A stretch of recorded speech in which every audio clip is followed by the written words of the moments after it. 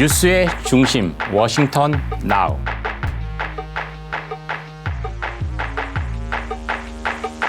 안녕하세요. 정인설의 워싱턴 나우입니다. 이 어려운 시기에 잘 견딜 수 있는데 도움이 되기를 하는 마음으로 이번 영상을 준비했습니다. 이번 주는 파월 의장의 희망회로를 중심으로 주요 증시 일정과 이슈를 정리를 해보겠습니다. 세상은 다 가지고 싶지만 다 가지기 힘들죠. 둘 다 엄지척하기 힘들죠. 하나를 얻으면 하나는 잃는 게 세상의 이치입니다. 모두 가지는 능력자도 있지만 대부분 그건 행운이고 요행입니다. 그리고 경제학에서도 제로섬을 지향하고 윈윈 게임을 지향한다라고 하지만 말처럼 이론처럼 쉽지는 않습니다. 대부분 양자택일의 순간에 합리적으로 선택하는 걸 추구를 합니다. 그래서 선택된 것의 효과를 극대화하고 선택되지 않은 것에 대한 기회비용을 최소화하는 데 주력하는 게 경제학의 기본인 거죠. 그런데 이런 세상의 이치와 경제학의 기본 원리를 페드, 미국 중앙은행 연준이 무시하고 있다는 거죠. 이 어려운 시기에 물가도 잡으면서 성장을 하겠다라는 골디락스 하겠다라는 거고요. 또 인플레이션과 실업이라는 두 마리 토끼를 동시에 잡을 수 있다라고 확신을 하고 있습니다. 페드가 정말 이렇게 할 수 있다라고 믿는 걸까요? 아니면 안 되는 걸 알면서도 이러는 걸까요? 만약에 전자, 믿고 이걸 한다라면 행운을 노리는 희망회로를 돌리는 거고요. 안 되는 걸 알면서도 하고 있다면 사기이고 투자자들에 대한 희망 고문인 거죠. 이런 작은 그물로 상어라는 어마어마한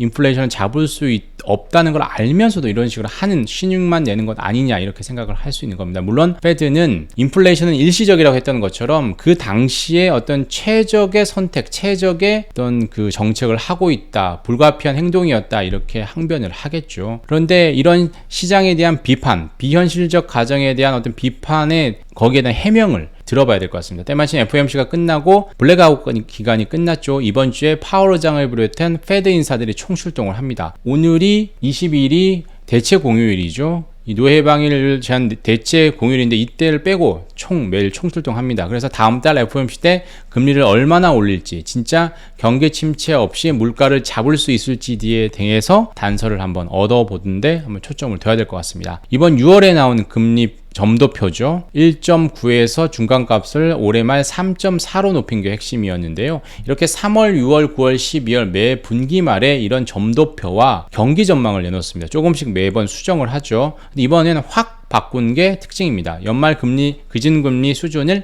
1.9에서 3.4로 올린 것 외에도 금리와 물가 전망은 확 높이고 성장률은 살짝 낮춘 게 핵심입니다. 하지만 곳곳에 비판받을 허점과 약점이 많습니다. 첫 번째는 인플레이션과 성장의 관계인데요. 인플레이션과 성장은 함께 따라오는 거죠. 뗄래야 뗄 수 없는 빛과 그림자면서 운명 공동체인데 페드는 이 둘의 관계를 부정을 했습니다. 이번에 보면 PC, 개인 소비 지출이죠. 이 기준을 보면 올해 물가 상승률을 기존에 3월에는 4.3으로 봤는데 5.2로 높였습니다. 그러면서 내년 물가 상승률은 2.7에서 2.6으로 높였습니다. 그런데 이번에 수정치로 보면 올해가 5.2였고요. 내년에 2.6이 된다라는 거죠. 그러니까 물가 상승률은 절반이 되는데 그런데 성장은 어떻게 되죠? 1.7에서 1.7 그대로 유지가 된다라는 거죠. 그리고 페드는 인플레는 절반 수준으로 잡으면서 즉 성장은 거의 영향을 받지 않는다 이렇게 본 거죠. 이게 페드가 얘기한 경기 연착륙의 핵심인데요. 그런데 반면에 지역 연은 총재들의 생각은 다릅니다. 이미 이 페드의 이론과 과정의 반기를 들고 있죠. 뉴욕 연은이 대표적인데요. 자체 모델로 산출했더니 미국의 성장률이 마이너스 0.6, 올해 마이너스 0.6으로 봤습니다. 아까 페드는 1.7로 봤다라는 거죠. 상당히 크죠. 차이가. 내년에도 마이너스 0.5, 2년 연속 마이너스 성장이라면 이건 완전한 경기 침체인 거죠. 2분기 연속만 해도 경기 침체인데 2년 연속 경기 침체가 될 거 마이너스 성장을 할 거다 이렇게 본 거죠. 10분기 동안 성장률 플러스, 즉 연착륙할 가능성은 10%, 반대 경착륙할 가능성은 80%로 봤습니다. 뉴욕 연은과 연준의 상당한 온도차를 보여주는 대목이죠. 페드의 비현실적 가정은 이게 끝이 아닙니다. 2024년이 되면 더 큰 희망 회로를 돌리는데요. 2023년에 2.6%였던 PC 상승률이 24년에 2.2로 뚝 떨어집니다. 같은 기간 근데 성장률은 1.7에서 1.9로 올라갑니다. 즉 물가는 떨어지는데 성장률은 올라간다. 이게 그야말로 우리가 꾸는 골디락스죠. 거죠. 근원 PC 기준으로 보면 더합니다. 2.7에서 2.3으로 떨어지는데 성장은 1.7에서 1.9를 한다. 이게 바로 이런 경제 선순환을 골디락스 이코노미를 생각하고 있는 건데 과연 이럴 수 있을까요? 그래도 3월에 내놓은 경기 전망 때는 물가도 떨어지고 2.7에서 2.3으로 떨어졌죠. 성장률도 2.2에서 2.6으로 떨어졌습니다. 근원 PC도 2.6에서 2.3으로 떨어졌습니다. 즉 물가도 떨어지니까 그만큼 성장 잠재력도 떨어지니까 성장률도 좀 떨어질 거야. 이렇게 현실적으로 봤는데 이번엔 좀 더 다 수치를 낮추면서도 오히려 낙관적인 전망을 했다는 거죠. 이런 걸 숨겨놨다라는 게 허점이고요. 마지막 또 하나 있습니다. 페드는 또 필립스 곡선이라는 것도 부정했습니다. 필립스 곡선이 보시다시피 이건데요. 실업률과 임금 상승률, 물가 상승률 간의 관계를 본 거죠. 반비례 관계, 상충 관계라는 거죠. 실업률이 올라가면 물가 상승률은 떨어지고요. 물가 상승률이 올라가면 실업률이 떨어진다라는 건데요. 즉 하나만 택하고 지금 실업과 물가를 모두 잡을 수 없으니 하나만 택하고 하나는 이룰 수밖에 없다라는 겁니다. 영국의 경제학자 윌리엄 필립스가 이걸 만들었죠. 그런데 페드 파월 의장은 이 필립스 곡선을 지금 부정하고 있는 거죠. 아예 정면으로 도전하고 있습니다. 뭐냐? PC 기준 물가 상승률은 5.2, 2.6, 2.2 이렇게 떨어집니다. 매년. 근데 실업률은 3.7, 3.9, 4.1 거의 떨어지지 않습니다. 장기 평균 4.6에 수렴한다라는 거죠. 물가는 반토막, 물가는 거의 잡았는데 실업률은 거의 떨어지지 않는다. 필립스 곡선하고 완전히 다르다라는 거죠. 그래서 있지만 필립스 곡선 없애고 아예 파월 곡선 아니냐 이런 얘기까지 나오는 거죠. 이런 파월 곡선이 정당화되려면 파월 의장이 입만 열면 얘기나던 노동시장은 탄탄하다라는 가정이 유지돼야 됩니다. 금리를 올려도 물가는 잡히겠지만 실업률은 그렇게 올라가지 않을 거야 라는 거죠. 근데 이번 FOMC 성명서에서는 6월 FOMC 성명서에서는 이런 노동시장은 탄탄하다라는 이 문구가 성명서에서 빠졌습니다. 대신 인플레이션을 목표치인 연 2%로 되돌리기 위해 전념한다라는 문구가 대신 들어간 거죠. 파월 의장의 희망회로를 좀 더 노골적으로 표현을 하면 인플레이션을 2%로 되돌리면서 성장도 하고 실업은 최소화할 수 있다. 여기에 전념한다라고 해야지 좀 더 솔직한 표현이 되겠죠. 페드 파월 의장은 인플레이션 그리고 성장 그리고 실업의 삼각관계를 새롭게 규정하고 있습니다. 경제학 이론을 거의 새롭게 쓰고 있는 거죠. 바로 경기 연착륙론에 근거한 희망회로에 가깝다라고 할 수 있는데요. 뭐 이제 기어 낮추고 연착륙 준비한다, 전착륙 될 거다라고 하지만 알고 보니까 비행기가 거꾸로 있어. 페드만 모른다라는 거죠. 이런 페드의 전망이 가정이 비현실적이라고 입을 모으고 있습니다. 일례로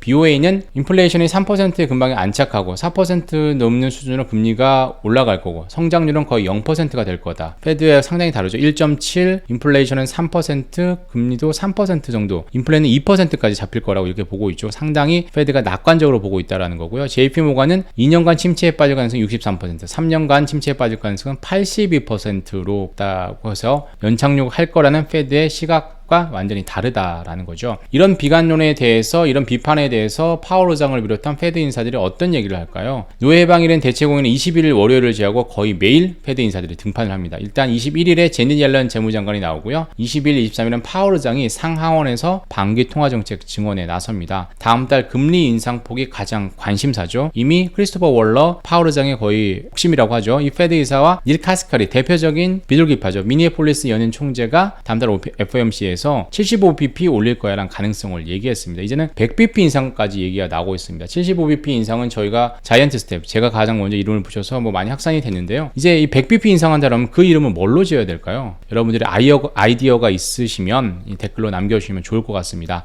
이번 주엔 또 제임스 블러드, 세인트루이스 연은 총재, 로레타 메스터, 클리블랜드 연은 총재 등 다양한 페드 인사들의 연설이 예정이 돼 있습니다. 그리고 이번 주에 나오는 경제 지표 중에서는 24일 금요일에 나오는 소비자 태도지수, 6월 소비자 태도지수 확정치가 나오는데요. 이전 6월에 나왔던 예비치에서는 50.2로 역대 최저치였죠. 이게 어떻게 바뀔지 관찰을 해야 될 것 같고요. 미국과 계속 인플레이션 경쟁을 하고 있죠. 영국도 40년 만에 최고치를 계속 경신하고 있는데요. 지난 4월에 인플레이션이 9%였어요. 근데 이번 5월에 22일에 그 수치가 나오는데 9.1에서 9.2로 예상이 되고 있습니다. 즉 물가 정점은 아직도 아니다라는 거고 계속 물가는 오를 거니까 금리도 올라야 된다. 지금 현재 영국이 5연속 금리 인상을 하고 있는데요. 더 올릴 수 있다라는 그 가능성이 커지는 거겠죠. 영국뿐만 아니라 올 들어서만 50bp 인상, 빅스텝을 밟았던 나라들이 이렇게 많습니다. 중남미, 북중미는 다고요. 중앙아시아, 오세아니아 답니다. 즉 동아시아와 동남아시아 그리고 아프리카하고 유럽 국가, 서유럽 국가 정도 빼고는 다 이런 빅스텝을 밟았다라는 거죠. 이런 금리 인상 대열에 빠져 있는 중국이 월요일, 오늘 기준금리를 결정합니다. 대출 우대금리 사실상 기준금리 역할을 하는 거죠. LPR을 결정을 하고요. 금리 동결할 가능성이 크다라고 합니다.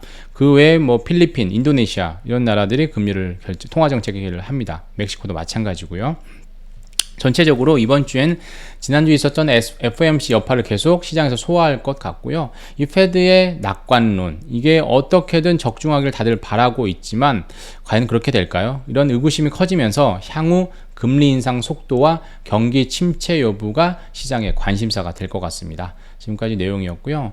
지난주 제가 유가에 대해서 얘기를 했었는데요. 거기에 대해서 많은 댓글을 남겨주셨습니다. 유가와 그리고 역대 페드 의장과 금리 수준에 대해서 제가 짧게 얘기를 했었는데 1352님께서 너무 재밌게 봐주셨다라고 얘기를 해주셨고요. 럭키가이님께서는 유류세, 미국이 유류세 인하도 할 수 있는 거 아니냐 라고 얘기를 했는데요. 지난 영상에도 제가 말씀드렸던 것처럼 미국의 유류세, 연방 유류세는 상당히 비중이 낮습니다. 갤런당 3.8리터죠. 18.4센트입니다. 우리 돈으로 거의 환산을 하면 우리나라의 반의 반도 안 되거든요. 그래서 그런 여력이 좀 적다라는 거죠. 하지만 중간선거가 다가올수록 뭐라도 해야 된다라는 압박이 있을 땐 이런 유류세 인하도 검토해 볼 수 있다, 이런 얘기도 할 수 있겠죠. 희망이님께서는 오늘 댓글 처음 달아주셨다고 하는데 감사드리고요. 앞으로도 많이 댓글로 참여해 주셨으면 좋겠습니다. 박덕배님 같은 경우에는 인건비, 최저임금이 계속 오르고 있으니 인플레가 잘 쉽사리 해결되지 않을 것 같다 얘기를 하셨는데요. 경제가 좋을 때는 임금이 오르면 소비가 오르고 경제가 성장이 되죠. 근데 경제가 안 좋을 때 인플레가 심하면 임금이 오르면 물가가 올라가죠. 물가가 오르면 소비가 줄죠. 그럼 성장이 훼손이 되겠죠. 지금은 후자의 궤도로 가고 있는 것 아니냐 이렇게 다들 예상을 하고 있는데 페드는 아직 아니다 이렇게 얘기를 하고 있죠. 김건우님 같은 경우에는 이 에그플레이션에 대해서 얘기를 하셨습니다. 우크라이나 파종 상태 및 전쟁으로 인한 시장에 풀리지 않는 곡물량을 알고 싶다라고 하셨는데요. 저도 알면 반드시 이미 얘기를 드렸겠죠. 다음에 제가 에그플레이션에 대해서 한번 정리를 할 텐데요. 그때 한번 좀 더 자세히 한번 얘기를 해드리도록 하겠습니다.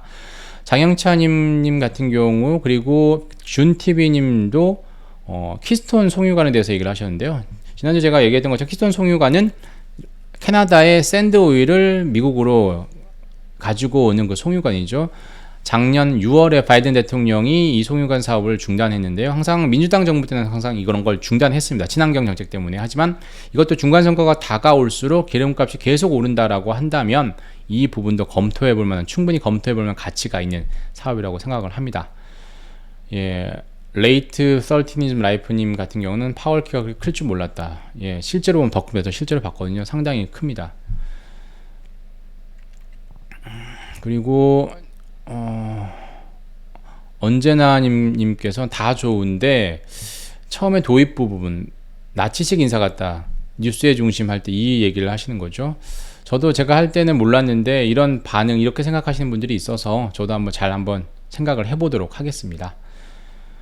그리고 비토르님 같은 경우에는 미국 석유 회사들이 왜 시추를 안 하는지 이유가 궁금하다라고 하셨는데요. 지난 영상에서도 말씀드렸던 것처럼 이 투자가, 석유 회사들 투자들이 뭐 몇십억 하는 게 아니고요. 수조 원, 수십조 원을 합니다. 이걸 선뜻 할 수 없는 이유는 이미 탈석유, 탈화력, 탈석탄을 했죠. 탈화력을 했는데 친환경으로 넘어갔죠. 이런 상황에서 장기적인 전망이 좋다라고 할 땐 투자를 할 텐데 그게 아니다라는 거죠. 그러니까 장기적인 전망, 원유 전망은 안 좋으니까 있는 거대로 쓰는 거죠. 있는 거 가지고. 그래도 뭐 돈은 남고 투자한 것 대비해서 이익은 높다라는 거죠. 투자할 필요가 없다는 거죠. 그래서 바이든 대통령이 압박을 하지만 장기적으로 이 돈 수십조 원 되는 돈 투자한 거 책임질 거야 라고 얘기하는 측면에서 보면 또 일리가 있는 거죠. 하지만 지금 현재 너무나 원유 가격이 높으니까 이런 좀 투자를 해줬으면 하는 희망은 있는 거죠. 샘무님께서 실업률이 엄청 올라갈 것 같다라고 얘기를 하셨는데요. 현재 그 미국 페드는 이 노동시장은 탄탄하다라고 보기 때문에 금리를 올려도 물가는 좀 잡히지만 실업률은 덜 올라갈 거야. 필립스 곡선을 부정하고 있죠. 오늘 제가 영상을 말씀드렸던 것처럼 과연 계속 그럴 수 있느냐를 한번 유심히 봐야 될 것 같습니다. 정광석님께서는 나도 키가 컸으면 뭐 금리 올리고 싶어서 키가 큰 건 아니겠죠. 저희가 뭐 금리만 좀 덜 오르고 긴축을 덜 하고 이 경제적인 위기가 좀 잡힐 수만 있다면 저희 키도 안 커도 될 것 같습니다.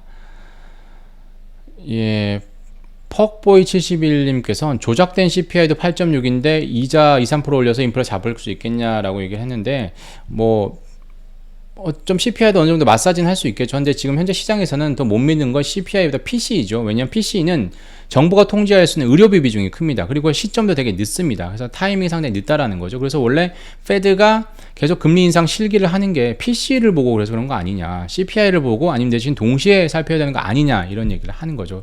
CPI보단 PC에 대한 어떤 금리 시장에 대한 불신이 더 크다라는 부분을 말씀드려도 될 것 같습니다. 여기까지 영상이었고요. 저희는 여기까지 하고 저는 다음 주에 다시 찾아오겠습니다. 감사합니다.